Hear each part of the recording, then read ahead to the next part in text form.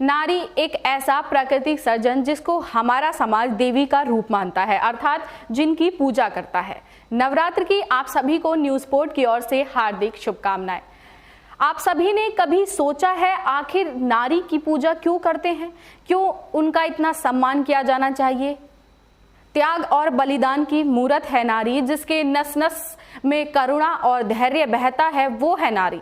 लाख अड़चनों और बाधाओं को पार कर अपने लिए रास्ता बना ले, वो है नारी। पिता का आंगन खुशियों से महका दे, वो है नारी। पति को जो ईश्वर माने, वो है नारी। खुद भूखी रहकर बच्चों का पेट भरती हो, वो है नारी। लक्ष्मी सरस्वती का रूप है नारी, तो चंडी बनकर नरसंहार कर दे, वो है नारी। नारी ना सिर्फ संसार को आगे बढ़ाती है बल्कि उसे बनाती भी है। प्रजनन से लेकर शिशु को संवारने का काम भी करती है एक नारी, और इस तरह नारी एक बेहतर समाज का निर्माण करने की क्षमता रखती है। जब सृष्टि का निर्माण किया गया तब ईश्वर ने अलग अलग जीव व वनस्पति बनाए थे ताकि सृष्टि सुचारू रूप से चल पाए, और इसलिए स्त्री और पुरुष को समान प्राकृतिक अधिकार दिए गए थे। आखिर ऐसा क्या हुआ जिससे नारी जाति के अधिकारों का पुरुषों द्वारा हनन शुरू हो गया? उन पर तरह तरह के अत्याचार होने लगे और हर तरह से पुरुषों ने स्त्रियों पर अपनी मनमानी शुरू कर दी। इतिहास के पन्नों को अगर हम पलट कर देखें तो पता लगता है कि वैदिक काल में स्थितियां भिन्न थी। एक स्त्री को पुरुष के समांतर माना जाता था तथा दोनों में ही किसी तरह का कोई भेद नहीं होता था। दोनों के अधिकार भी समान थे। स्त्रियों का विवाह उनके परिपक्व होने पर किया जाता था तथा उन्हें मनचाहा वर ढूंढने की भी छूट थी। लेकिन इसके बाद तो जैसे महिलाओं की स्थिति बद से बदतर होती गई। समाज में पितृत्व सत्ता ऐसी कायम हुई कि पुरुष खुलेआम महिलाओं पर अपनी मनमानी करते आ रहे हैं और उनको महज उपभोग की वस्तु मानते हैं। इंसान होकर दूसरे इंसान पर अत्याचार करना मानवता के विरुद्ध है, किंतु यह अपराध खुलेआम होता है और महिलाएं शोषित हो रही हैं। दहेज प्रथा, यौन हिंसा, असमानता, भ्रूण हत्या, घरेलू हिंसा, वैश्यवृत्ति, मानव तस्करी सहित ना जाने कितने अत्याचार स्त्रियों पर हर रोज किए जाते हैं, और हम और आप सभ्यता का चोला ओढ़े चुपचाप तमाशा देखते हैं और उनकी बेबसी पर सिर्फ और सिर्फ तरस खाते हैं। कदम कदम पर महिलाओं को संघर्ष और चुनौती का सामना करना पड़ता है। जगह जगह उनके अधिकारों का हनन होता है तथा उनका शोषण किया जाता है। पुरुषों द्वारा घर हो, दफ्तर हो, सड़क हो, ससुराल हो और न जाने कहां कहां इनका शोषण हुआ। बीते कुछ वर्षों से तो देश में महिलाओं पर हो रहे अत्याचारों की घटनाओं में मानो उफान सा आ गया। एक दिन भी ऐसा नहीं गुजरता जब बलात्कार, घरेलू हिंसा, यौन शोषण जैसी घटनाओं की खबर न आती हो।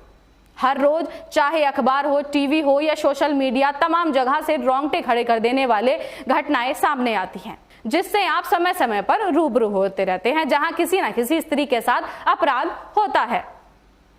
क्या ये सब देख के आपका दिल नहीं दहकता? आखिर अपराधी भी तो आप और हम में से एक ही है, और जिस पर अत्याचार हो रहे हैं वो भी हमारे समाज का ही हिस्सा है।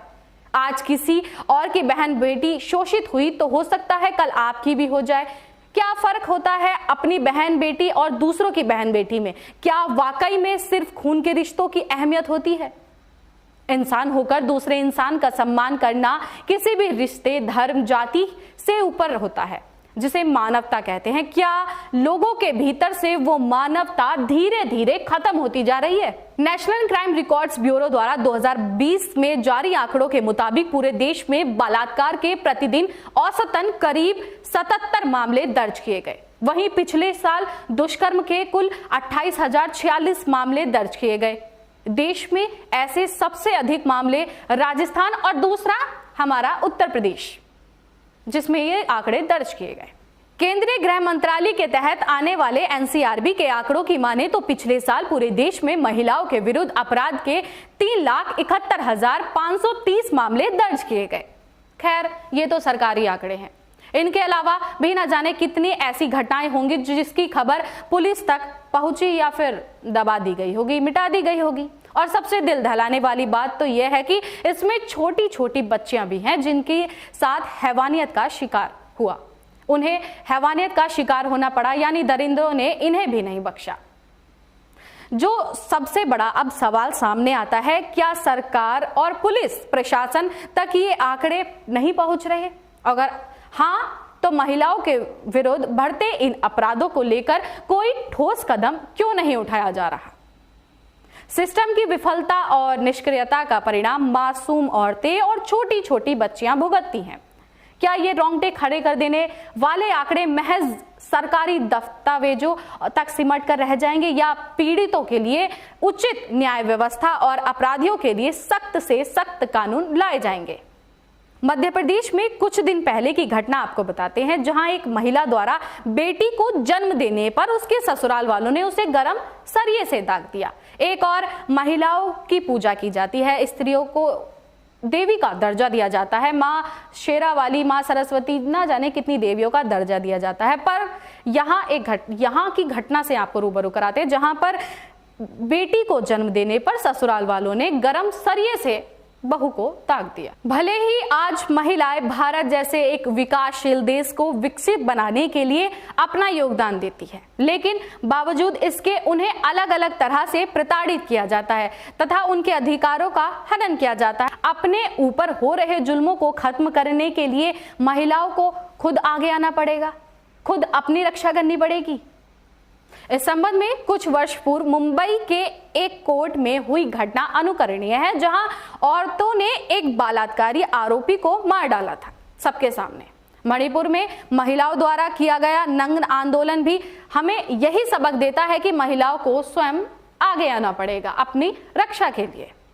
सर्वप्रथम तो उन्हें अपने मन से यह भय निकालना होगा कि वह अबला है, अपनी सुरक्षा के लिए पुरुषों पर आश्रित है। उन्हें अपने अधिकारों के बारे में पता होना चाहिए और उनके लिए आवाज भी उठानी पड़े तो उनमें जरा सी भी हिचक ना हो। अगर वो चाहती है कि समाज में बदलाव आए तो यह बदलाव उनके स्वयं के प्रयासों से ही आएगा। कुछ शिक्षित नारियों के लिए बदलाव का मतलब सिर्फ मनचाहे वस्त्र पहनना तथा रोक टोक रहित जीवन जीने तक ही सीमित है। इसी का फायदा उठाकर बॉलीवुड पाश्चात्य संस्कृति से प्रेरित होकर ऐसी फिल्में लोगों तक परोस रहा है जिसमें बेवजह नग्नता शामिल है। कुछ ऐसा ही हाल आजकल सोशल मीडिया का भी है, जहां कई ऐसी महिलाएं हैं जो अपने चंद फॉलोअर्स के लिए नग्नता परोस रही हैं, जिससे कहीं से भी महिलाओं का सम्मान नहीं बढ़ता, बल्कि कुछ इन चुने लोगों की वजह से पूरी नारी जाति कलंकित होती है। बदलाव का मतलब अश्लीलता हरगिज नहीं है। बदलाव का मतलब है पुरुषों की सोच में बदलाव, समाज का औरतों को देखने का नजरिया क्या है उसमें बदलाव। स्त्रियां ना ही वस्तु है और ना ही दया की पात्र। जहां एक और स्त्रियां दया और करुणा से भरी है तो लेकिन वही चंडी का रूप धारण कर ले तो राक्षसों का नरसंहार कर देती है। अब नवरात्रों में जिस प्रकार देवी की पूजा की जाती है, उसी प्रकार हमारे समाज में नारियों को इसी तरह का दर्जा दिया जाता है। पर जो मैंने आपको ये घटना सुनाई है, ये पूरी बातें आपके समक्ष रखी है, इससे आपको क्या लगता है कि क्या आज के समय पे नारियों को वो स्थान, वो दर्जा मिल रहा है? जिस तरह से हम समय समय पर ये खबरें सुनते हैं, छोटी छोटी बच्चियों के साथ बलात्कार, रेप जैसी घटनाएं सामने आती है, क्या लगता है आपको वो दर्जा उन्हें मिल रहा है? क्या आपकी इसमें राय होगी? कमेंट सेक्शन में जरूर बताइए।